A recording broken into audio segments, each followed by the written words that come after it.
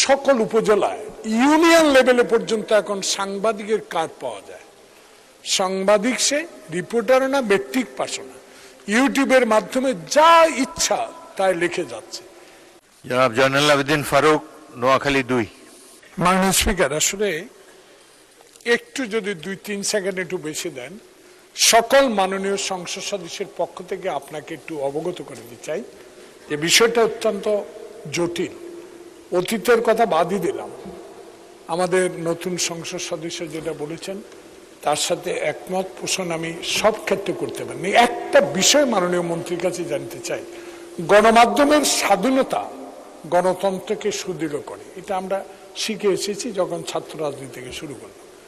এই সরকারের আমলে আমরা এই 100 দিনে যেটা দেখেছি, আমার বিনীত অনুরোধ থাকবে আপনার মাধ্যমে মাননীয় তথ্যমন্ত্রী, যদি সকল উপজেলায় ইউনিয়ন লেভেলে পর্যন্ত এখন সাংবাদিকের কার্ড পাওয়া যায়, সাংবাদিক সে রিপোর্টারও না, ব্যক্তিক পাশও না, ইউটিউবের মাধ্যমে যা ইচ্ছা তাই লিখে যাচ্ছে।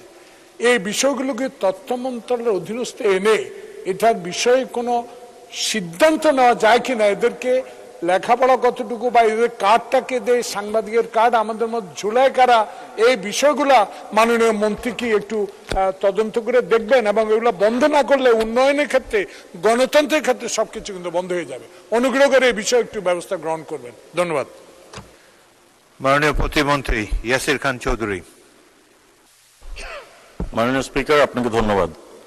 মাননীয় বর্ষিয়ান রাজনীতিবিদ মাননীয় সদস্য যেটা বলেছেন, আমি একটু আগেই বলেছি যে আমরা মিস ইনফরমেশন এবং ডিসইনফরমেশন নিয়ে কাজ করছি, এবং যারা সাংবাদিক হিসাবে নিবন্ধিত নয় তারা সোশ্যাল সামাজিক যোগাযোগ মাধ্যমের তারা বিভিন্ন রকম মিস ইনফরমেশন ডিসইনফরমেশন তারা উপস্থাপন করেন। সেই বিষয়ে আমরা একটি টিম সাজিয়েছি এবং মনিটরিং করে তারা কি আইনের আওতায় আনা যায় কিনা সেই বিষয়ে আমরা কার্যক্রম আমাদের কন্টিনিউ করছে, এবং আমরা অতি শীঘ্রই একটি টিম আপনাদের সামনে সেই টিমের পরিধি এবং টিমের কাজ কর্মসূচি কি হবে সেটা আমরা ঘোষণা করব।